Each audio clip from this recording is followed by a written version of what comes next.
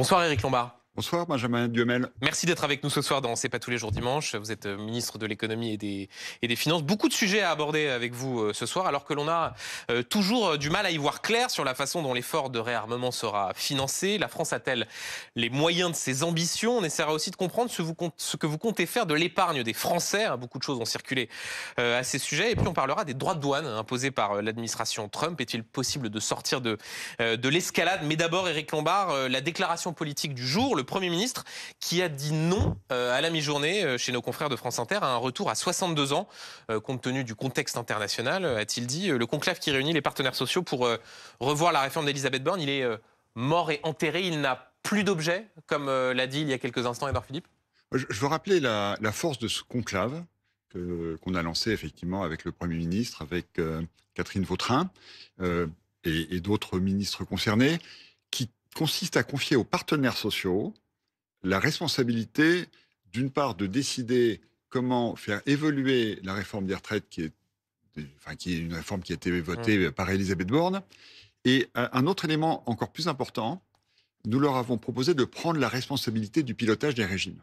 Parce qu'il ne faut pas oublier d'où on vient, et je ne veux pas être trop long, mais la sécurité sociale va avoir 80 ans, et à l'origine de la sécurité sociale, sur la base du Conseil national de résistance, dont on a beaucoup parlé ces derniers temps, les partenaires sociaux avaient la responsabilité des régimes, santé, chômage, Oui. et nous souhaitons qu'ils la reprennent. Et ce serait un mouvement absolument majeur. Et les retraites complémentaires, aujourd'hui, sont gérées par les partenaires sociaux.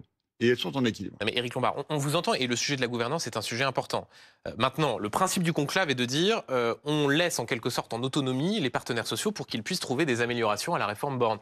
Sauf que vous avez un Premier ministre qui, ce midi, dit les 62 ans demandent d'un certain nombre de partenaires sociaux, c'est niette. Donc, ce conclave n'a plus de sens. Vous avez d'ailleurs les réactions de la CGT, la CFDT, qui jugent incompréhensibles, scandaleux, les propos de François Bayrou.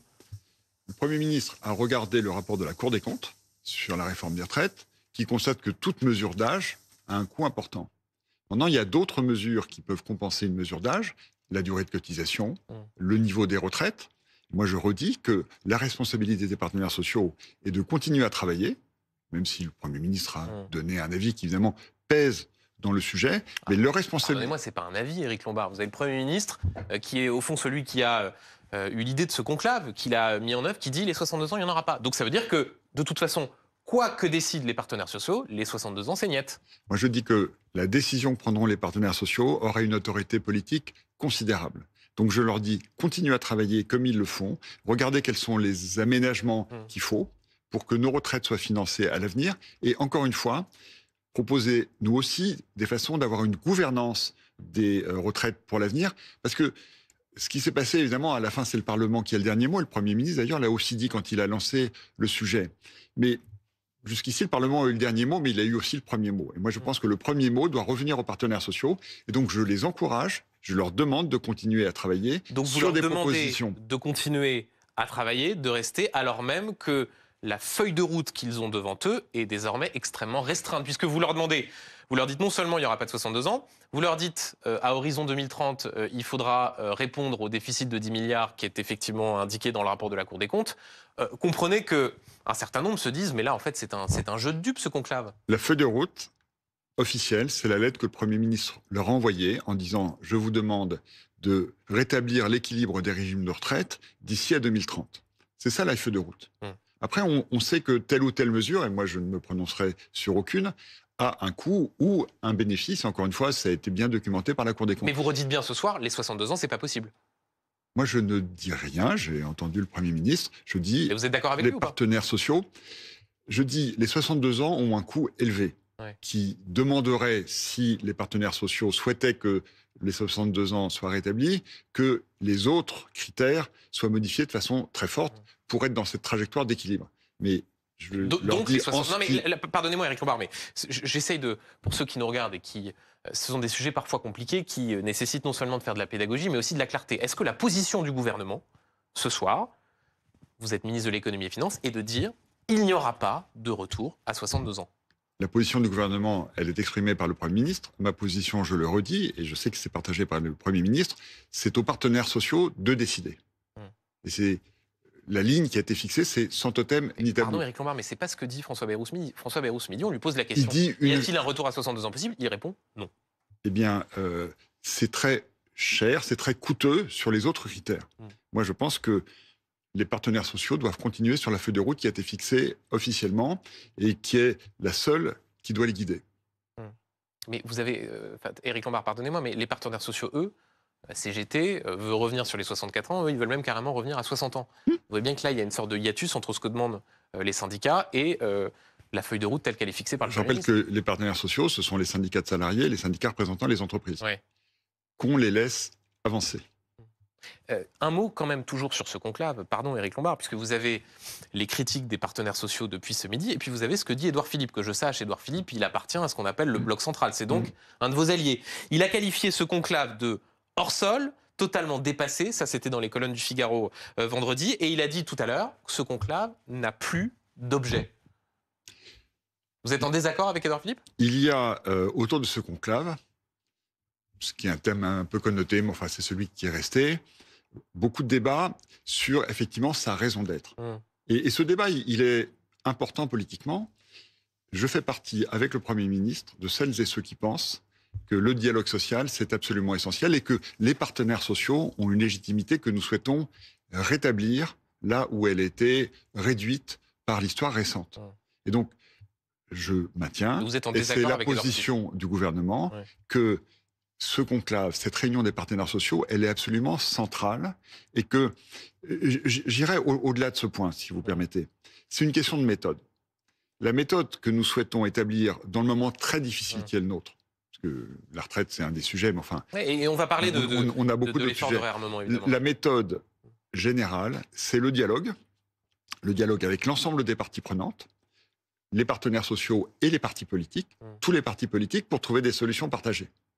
Et donc, libre à elles et eux de continuer à travailler. Oui, mais Éric Lombard, si je dois essayer de me faire ce soir l'exégète d'Édouard Philippe, ce que dit Édouard Philippe, c'est que dans un moment où vous cherchez, allez, 30, 40, 50 milliards d'euros pour augmenter le budget de la défense à horizon 2030, est-ce que le principe même de revoir sans doute la seule réforme qui a généré des économies ces dernières années, à savoir la réforme Borne, est-ce que ce principe-là a encore du sens? C'est ce que dit Édouard Philippe quand il dit « ce conclave n'a plus d'objet, c'est hors sol, c'est dépassé ». On va parler dans la suite de cet entretien des leviers dont vous disposez pour trouver de l'argent pour financer l'augmentation des budgets militaires. Est-ce que ça a du sens de remettre sur le métier une réforme qui fait des économies dans un moment même où vous cherchez de l'argent? Mais oui, parce que le problème est encore plus large que cela. Il est encore plus large que cela, puisque si on prend 3 minutes pour regarder la situation, la France est très endettée, 3 300 milliards d'euros. Les sommes versées à nos créanciers, c'est plus que le budget de la défense. C'est considérable. Et nous devons non seulement nous désendetter, parce que la souveraineté française et européenne que nous devrons recouvrir est aussi liée à notre souveraineté financière. Pour faire ce chemin qui doit en plus faire de la place pour un effort de défense européenne et nationale, ça demande de revisiter l'ensemble de nos politiques publiques en maintenant ce à quoi les Français sont attachés, donc un régime social qui est protecteur. Et donc en faisant des économies, Éric Lombard. Mais en faisant des économies très substantielles. Et c'est l'objet de ce conflit. Puisque non seulement on était sur un pas de réduction des emplois de 40 milliards par an, mais on devra en plus faire de la place pour un effort de défense. Et donc cette transformation profonde de l'ensemble de notre action publique, elle va se faire uniquement si on trouve un consensus, un accord avec l'ensemble des parties prenantes. Parce qu'en réalité, nous sommes dans une forme de révolution. Le modèle que nous avons construit depuis 80 ans, c'est un modèle dont on voit bien qu'il atteint ses limites. Je rappelle que sur le champ très large des dépenses publiques en France, plus de la moitié de la richesse nationale, 57%, c'est des dépenses publiques. Et là-dessus, presque la moitié, c'est les dépenses sociales. Donc, il faudra trouver un moyen de soigner aussi bien en étant plus économe, et il y a des pistes qui sont nombreuses, qui sont connues. Il faudra que les régimes de retraite s'équilibrent. Il faudra que l'État soit plus efficace. Il faudra que les collectivités locales soient plus efficaces. Donc, en fait, c'est un chantier Éric Lombard, qui est c'est intéressant ce que considérable. Et vous illustrez avec cette démonstration exactement ce que je viens de dire.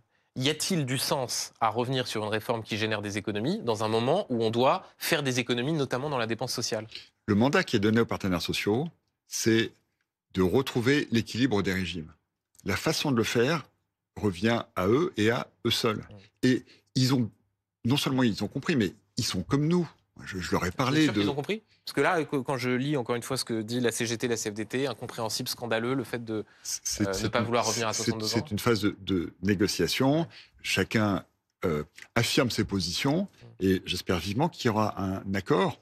Mais ce qui est en train de se passer sur les retraites, c'est très emblématique de la façon de faire. Et à mon avis, c'est franchement le seul chemin possible si on veut transformer notre pays pour répondre aux enjeux qui sont effectivement considérables. Et on va parler de ces enjeux considérables, Éric Lombard. Encore un mot sur cette question du conclave et des retraites. Au fond, ce conclave, il avait aussi été mis en place pour éviter la censure des socialistes. Là, vous allez avoir des socialistes qui vont dire vous nous avez trompés, puisqu'on a un Premier ministre qui dit 62 ans, retour aux 62 ans, il n'est pas question, alors même que c'est la principale demande du Parti socialiste. Ce qui s'est passé lors de la discussion du budget, c'est une discussion qui a été riche. Il y a des sujets que le Parti socialiste, effectivement, auxquels le Parti socialiste tenait. Ça n'empêchait pas que dans le gouvernement, le Premier ministre, moi-même, Catherine Vautrin, Astrid Panosyan-Bouvet, nous y tenions aussi. Et donc, en tout cas, par rapport à mes convictions très anciennes, je travaille avec Michel Rocard, dialoguer avec les partenaires sociaux, c'est une des raisons pour lesquelles je suis rentré dans ce gouvernement. Et donc, je suis ravi que le Parti socialiste soutienne cette mesure et je souhaite qu'il continue à le faire. Mais eux veulent le retour à 62 ans, Éric Lombard. Et François Bayrou dit non. Eh bien, moi, je pense que le Parti socialiste, s'il y a un accord des partenaires sociaux, encore une fois que je souhaite, cet accord aura une force politique considérable. Et donc, logiquement, cet accord devrait être soutenu par l'Assemblée nationale, mais évidemment, à la fin, l'Assemblée nationale est souveraine. Mais donc, Éric Lombard, pardonnez-moi d'insister, mais pour bien comprendre, par rapport à ce qu'a dit le Premier ministre ce midi, vous dites c'est l'avis du Premier ministre, mais ce soir, vous ne dites pas la position du gouvernement, c'est qu'il n'y aura pas de retour à 62 ans. La position du gouvernement, c'est que le conclave doit se prononcer et cet engagement du conclave aura une force considérable. Donc, et à eux de jouer. Donc c'est une, enfin, je laisse les téléspectateurs juges, mais c'est une sorte de, je ne sais pas si on peut dire une correction, mais du moins une légère amodiation de ce qu'a pu dire le Premier ministre ce midi chez nos confrères de France Inter. Éric Lombard, plus généralement sur la question du réarmement, ce qui peut te interpeller, et on va essayer de rentrer dans le détail des leviers dont vous disposez pour financer cet effort. Quand on entend les membres du gouvernement, et encore ce midi François Bayrou, ils disent pas question d'augmenter les impôts, pas question de toucher au modèle social, et pas question de générer de la dette. Si vous n'augmentez pas les impôts, si vous ne touchez pas au modèle social et si vous ne voulez pas générer de dette, c'est quoi? C'est l'argent magique qui va financer cet effort de réarmement? Alors, il faut déjà regarder quel est le sujet et comment nous allons le traiter. Il y a, sur cette année, on en a parlé autour du président de la République et du Premier ministre, on travaille beaucoup sur ces questions, un effort supplémentaire, surtout si j'espère qu'il y aura un cessez-le-feu en Ukraine. Et que des forces de pays européens pourront garantir ce cessez-le-feu, ça peut rentrer, Amélie de Montchalin, la ministre des Comptes publics, a regardé, ça peut rentrer dans les enveloppes dont nous disposons, avec des arbitrages qu'on peut faire dans les règles qu'on peut faire à l'intérieur d'une année. Pour la suite, il faudra s'engager plus. Et ça demandera de revoir, effectivement, notre modèle. C'est exactement ce que je viens de dire. Donc il faudra toucher au modèle social pour faire des choix et financer l'augmentation des dépenses de défense. Nous sommes convaincus qu'on peut à la fois gérer l'hôpital de façon efficace et mettre en place une défense européenne qui nous protège. Je rappelle d'ailleurs que cet engagement pour la défense, c'est fait pour protéger les Français, c'est un effort pour la paix. Il y aura un échelon européen. On a passé beaucoup de temps avec les autres ministres des armées, les autres ministres des finances européens. Il y aura un effort européen. L'Europe va lever 150 milliards d'euros. Alors c'est de la dette nouvelle, donc on devra intégrer ça dans la trajectoire, pour financer l'effort de mise en place d'une défense européenne qui doit prendre son autonomie par rapport à la défense au parapluie américain, dont on voit bien qu'il est toujours là. Moi, je pense que l'OTAN est toujours là et que les États-Unis sont toujours un allié, mais il faut qu'on se prépare au fait que ce parapluie puisse avoir des épisodes de retrait. Et donc il y aura effectivement un versant européen, vous l'avez dit, ce plan, à la fois de l'emprunt et des facilités de dépenses permises par le fait de sortir les dépenses militaires des critères de 3%, mais sur ce qui relève du budget français. Où est-ce que vous trouvez, aujourd'hui, pour ceux qui nous regardent, le budget en 2025, c'est un peu plus de 50 milliards d'euros. Sébastien Lecornu, il parle de ce qu'on appelle un poids de forme, c'est-à-dire en gros d'une sorte de budget idéal à horizon 2030 de 100 milliards d'euros. Ça veut dire doubler les dépenses de défense. Où est-ce que vous trouvez ces 50 milliards? Et même si on ne double pas, admettons que vous passiez à 90 milliards, il faut trouver 40 milliards d'euros. Où est-ce que vous coupez dans les dépenses pour trouver cet argent à partir du moment où vous ne voulez ni augmenter des impôts ni créer de la dette? Alors, je vais faire mon ministre des Finances un instant. Sébastien Lecornu a parlé d'un poids de forme de 100 milliards, mais il a dit que il était réaliste et que 70 milliards à l'horizon dont vous parlez, ce serait déjà très bien.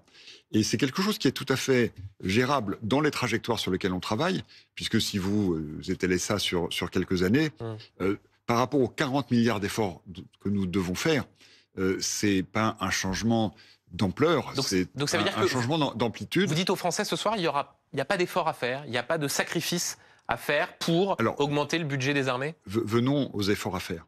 Évidemment qu'il y a des efforts à faire. Il y a deux types d'efforts qu'il faudra faire. Il y a un premier type d'effort qui est en fait assez simple, c'est travailler plus, mais travailler plus pour celles et ceux qui cherchent un travail et sur lequel on doit s'engager encore plus pour qu'ils trouvent un travail. Je rappelle que le chômage a baissé de façon considérable depuis 7 ans et la politique de soutien aux entreprises qui a été menée doit être poursuivie de façon à ce que les entreprises recrutent plus de jeunes, que les seniors puissent rester plus longtemps s'ils le souhaitent et surtout qu'ils restent à leur poste. Il y avait une tradition ancienne qui heureusement ne se fait plus de sortir les personnes trop tôt. Et si le taux d'emploi, ce qu'on appelle le taux d'emploi, s'il y a plus de gens au travail, ça fait plus de cotisations, ça fait plus d'impôts et ça contribuera pour partie à l'équilibrage. Mais arrêtons-nous si vous le voulez bien sur ce point qui est important. Eric Lenoir, vous dites travailler plus. Concrètement, travailler plus, ça veut dire quoi? Est-ce que ça veut dire augmenter la durée légale de travail? Est-ce que ça veut dire revenir par exemple sur des jours fériés? Très concrètement, avec les leviers qui sont les vôtres, travailler plus, ça veut dire quoi? Ça veut dire d'abord qu'on s'organise mieux.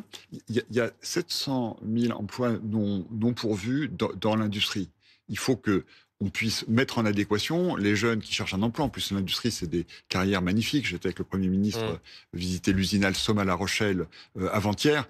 C'est des beaux parcours de carrière pour les jeunes. Donc, il faut absolument qu'on puisse faire rentrer ces jeunes dans les entreprises qui cherchent des emplois.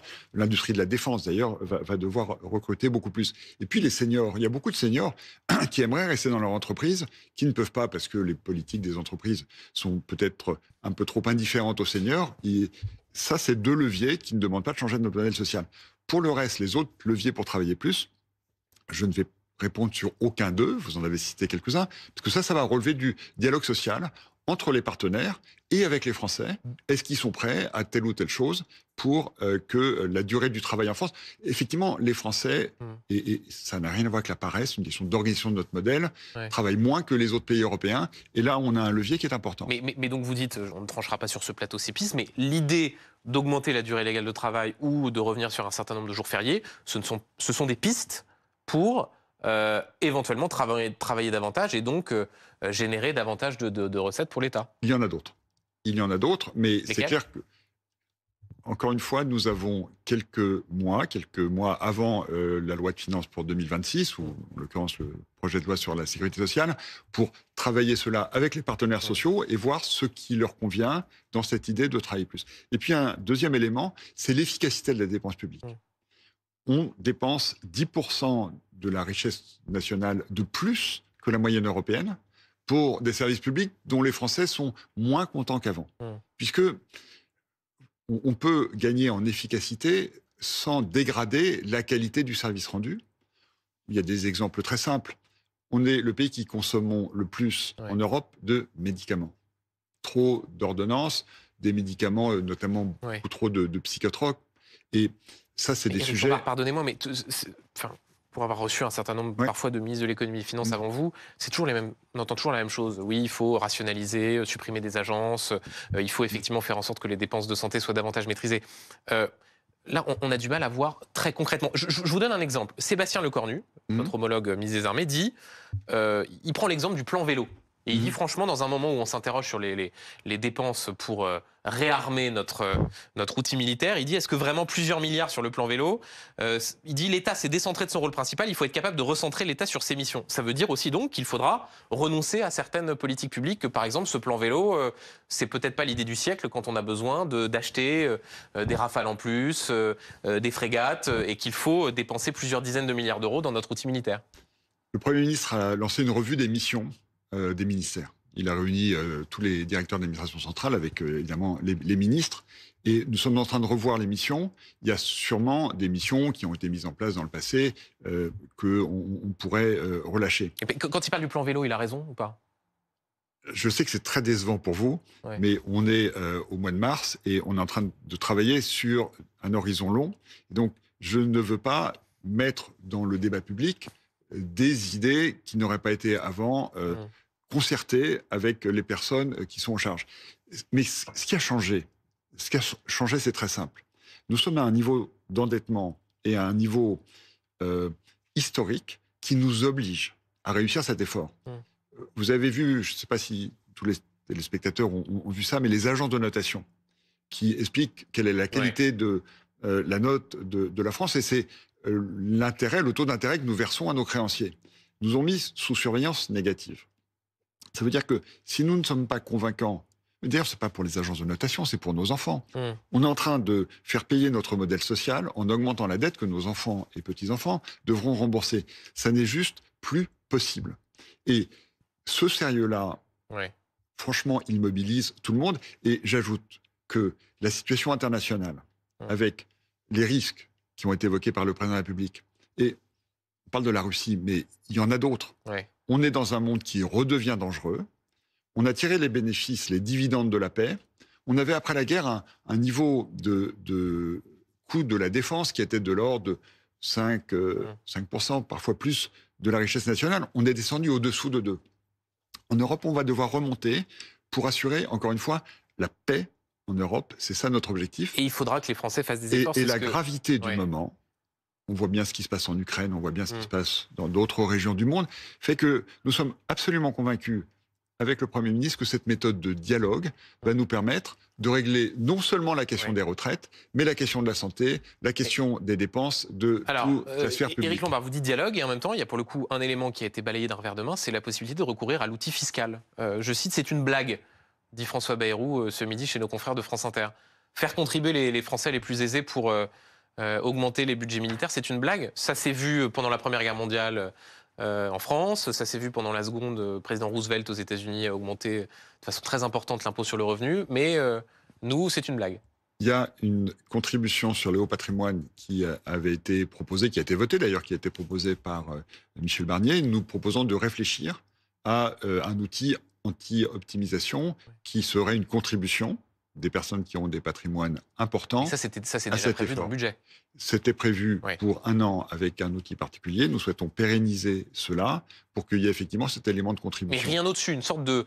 J'ose utiliser un impôt patriotique pour dire, voilà, ceux qui sont les plus aisés, soit les individus, soit les entreprises, de contribuer à cet effort de réarmement. Ça, c'est impensable. Nous serons très attentifs avec Amélie de Montchalin à ce que les niches excessives ou les optimisations qui sont légalement discutables soient scrutées de près afin que, effectivement, les personnes qui ont des patrimoines importants ou des revenus importants contribuent comme il est prévu. Mais le réflexe français, pardonnez-moi, mais de dire quand il y a un sujet, faisons payer les riches, le niveau d'impôt sur les revenus est un des niveaux élevés en Europe. Nous avons déjà beaucoup d'impôts qui frappent les entreprises. Nous souhaitons que la compétitivité des entreprises soit préservée. C'est ça l'outil qui va nous permettre de préparer notamment l'effort de défense. Un mot, Éric Lombard, sur la question de l'épargne, puisqu'on a entendu beaucoup de choses circuler, notamment sur les réseaux sociaux, l'idée que vous voudriez au gouvernement mobiliser l'épargne des Français. Parfois, certains laissent entendre que ce serait de force. Qu'est-ce que vous allez faire de l'argent des Français, de leur bas de laine? Est-ce que vous allez mobiliser le livret A? Est-ce qu'au contraire, c'est plutôt l'assurance vie que vous allez utiliser? Qu'est-ce que vous allez faire de l'épargne des Français? Alors, merci de poser cette question. Franchement, il y a vraiment des choses qui circulent et qui ne sont pas raisonnables. Nous sommes un pays de liberté. L'épargne des Françaises et des Français, elle est sacrée. Ils en font exactement ce qu'ils en veulent. Ce que nous disons, c'est 2 choses. Ce dont on vient de parler, l'effort de défense va demander une mobilisation, mais des fonds publics. Parce que, évidemment, l'achat de matériel militaire, dans un cadre européen, c'est l'État qui va financer cela. Même si ce n'est pas encore très clair de voir la façon dont vous allez le financer. On va y travailler, on a donné les montants, on a donné la méthode. Ce qui est clair, c'est la cible et la méthode. Et quand on a une méthode, Oui. on a déjà. Quand on voit comment ça se passe sur les retraites, on n'est pas forcément très optimiste Je sur la vous ai fait part possibilité de d'y ma arriver. confiance Ouais. sur les retraites. Euh, Après, il faut financer les entreprises de ce qu'on appelle la base industrielle et technologique de défense. Et avec Sébastien Lecornu, le ministre des Armées, nous souhaitons qu'une opportunité soit donnée à celles et ceux qui le souhaitent de financer cet effort de nos entreprises de défense. Mais ça sera d'une façon totalement volontaire, encore une fois. Et ça passe évidemment par les grands réseaux d'assurance, de banques, qui peuvent proposer des produits. Alors, vous avez parlé du livret A. Hum. Je veux dire un mot du livret A. Le livret A, qui représente des montants extrêmement importants, c'est des centaines de milliards d'euros des Français.